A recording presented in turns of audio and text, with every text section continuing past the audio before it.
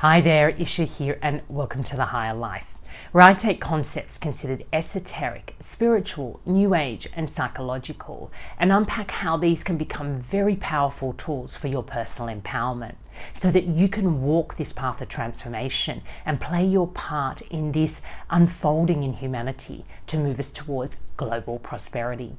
And in today's lesson, I want to talk about one of the most important motivating factors to really do this work, the kind of reward that's on offer when you really walk the path of personal transformation in a very devoted and committed way.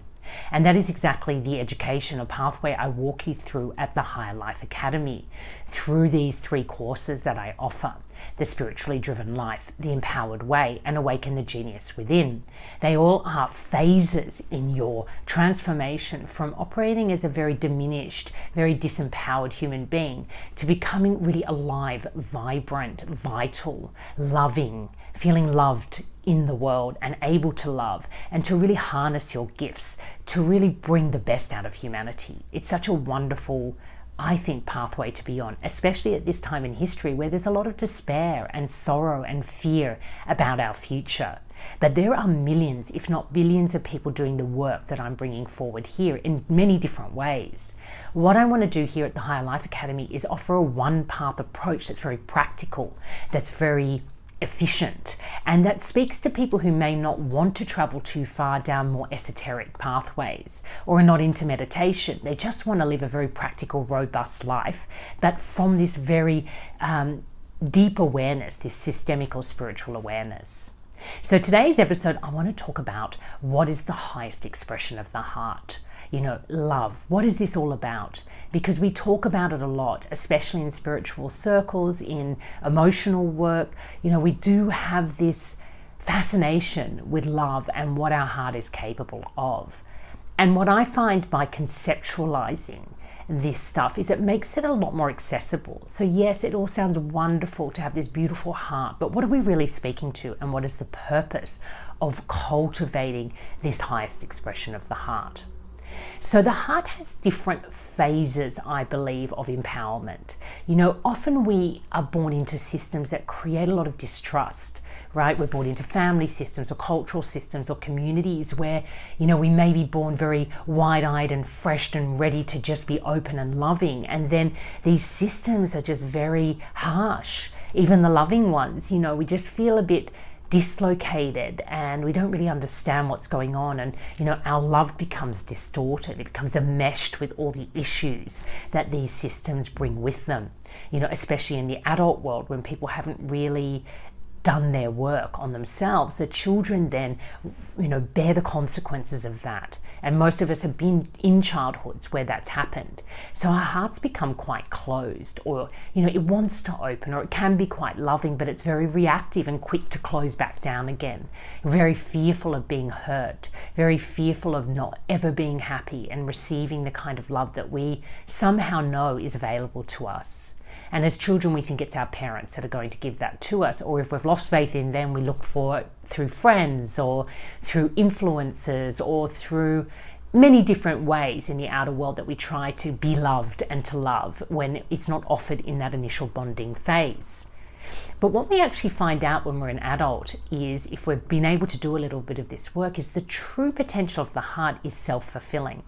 That is, at some point we need to wake up as an adult and realize that we are capable of loving ourselves in a way and cultivating our heart strength in a way that actually is self-fulfilling, and we no longer need to be dependent on others or systems to feel loved in this world. And it's a real journey, and it's a journey that I take people on at Higher Life Academy.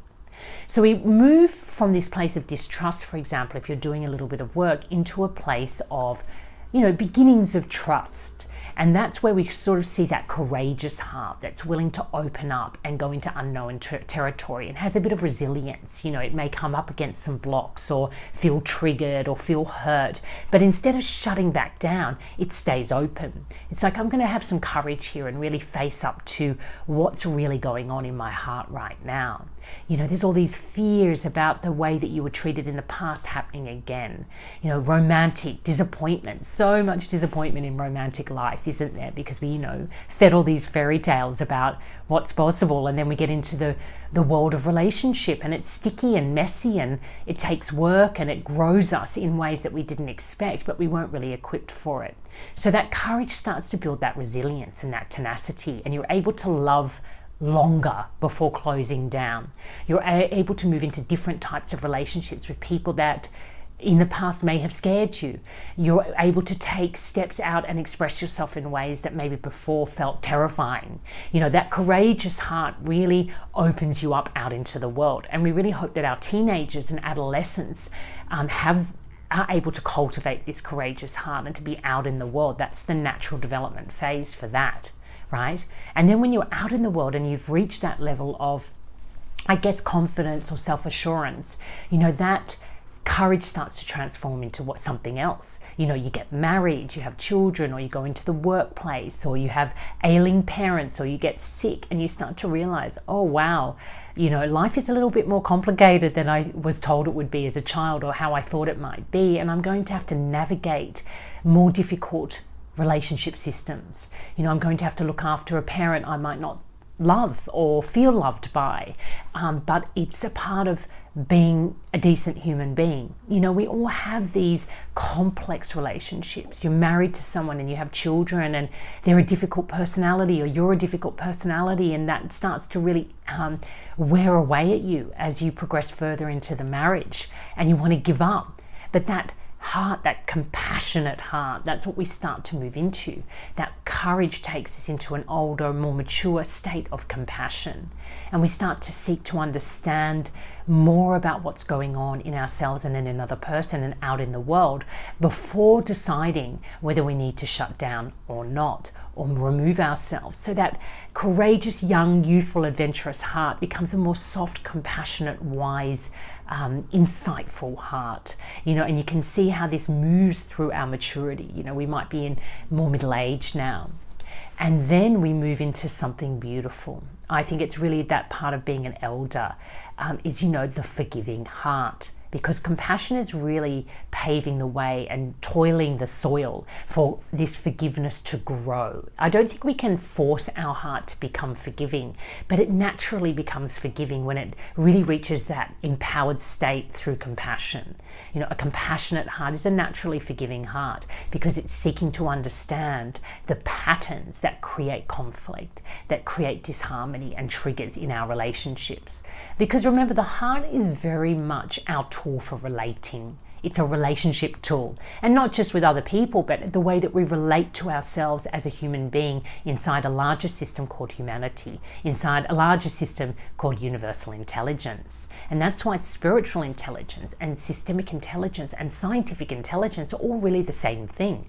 They're helping us understand the patterns in consciousness, the patterns in relationships that create the sort of outcomes that they do, and therefore becoming masterful at moving with those patterns, or perhaps playing around with those patterns, or dissolving some of those patterns when they no longer serve us. It's becoming a mastery of the self and the patterns that make up the self, and therefore we become far more masterful at relating and being in relationship. So that is where that heart really shines, in that space of forgiveness. However, if we circle back to the beginning of this lesson, and I told you that really the highest state of the heart is self-fulfilling. Forgiveness in a sense requires something to be forgiven. So it is very relational, and I think it is really the highest expression of the relational heart in context of being with another person or in a larger relationship system. But then we have this higher expression of the heart, and it's called bliss. It's called ecstasy, I think. It's when we have an ecstatic heart that simply rejoices and reveres in our own aliveness, in being alive as a human being in this wonderful, magical system called the universe, that we really get to the heart of the heart, the truly empowered heart. It is just naturally rejoicing.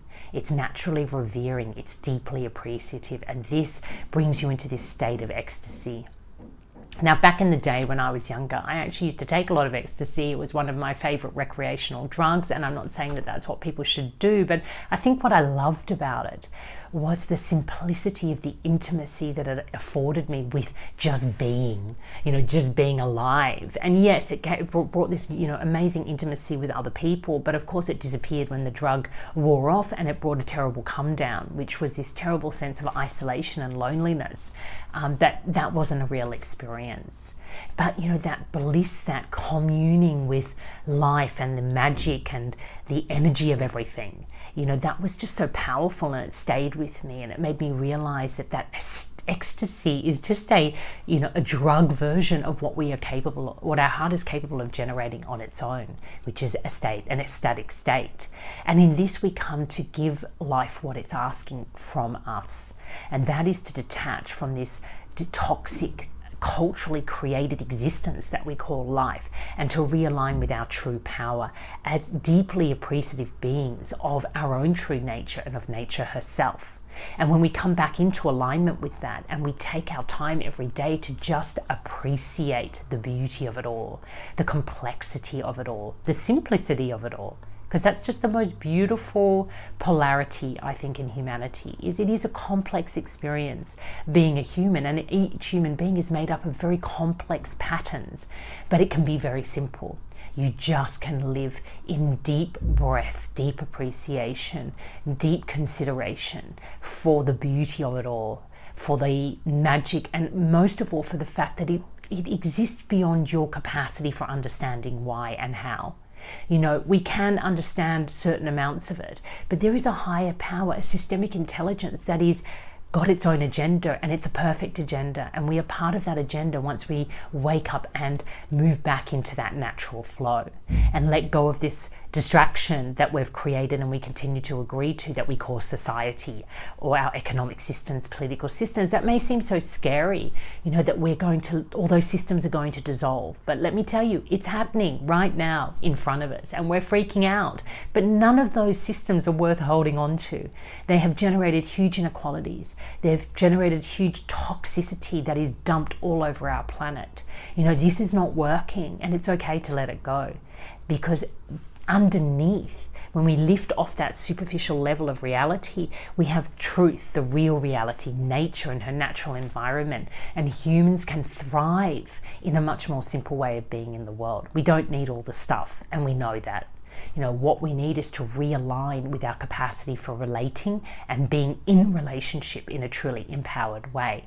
And what we need to be focusing on right now is cultivating that empowered heart state with the intention to reach that ecstatic state. That is the gift, the opportunity, the invitation for every single human being. Now, the pathway, the journey that you might be on for that heart to reach that aesthetic state will be your own unique one, filled with lots of characters and plots and twists and turns. And when you walk the path of personal transformation, you get to experience that. How I walk it and how you walk it are not going to be the same, but the destination will be that higher vibrational state of love that is completely self-fulfilling, not self-reliant, it's self-fulfilling, it's a motor, it generates the most beautiful love and high vibrational state out in the world. So that is true mastery. And look, I am not mucking around here. This is not esoteric, fluffy, let's all love and be ecstatic. This takes hard work and dedication. I spent 22 years deeply immersed in personal transformation. I have coached thousands of clients on these themes, and I can tell you that that is what is being asked of us as a species, to walk this path of personal empowerment, to claim back our wisdom, our awareness, our integrity, and to align back into this spiritual intelligence that is unfolding and evolving in a very sophisticated way, and we can only benefit from that. So if that sounds exciting to you, absolutely come and visit me at Higher Life Academy. I have masterclasses underway and some already formed that you can kickstart you on this process, or just drop me a line if you want to work together. My job is to lead people through their personal transformation as the ally, as a guide, to really help you embody your true self and to really align and bring those gifts out into the world that you were born with. So until then, Take care and love life.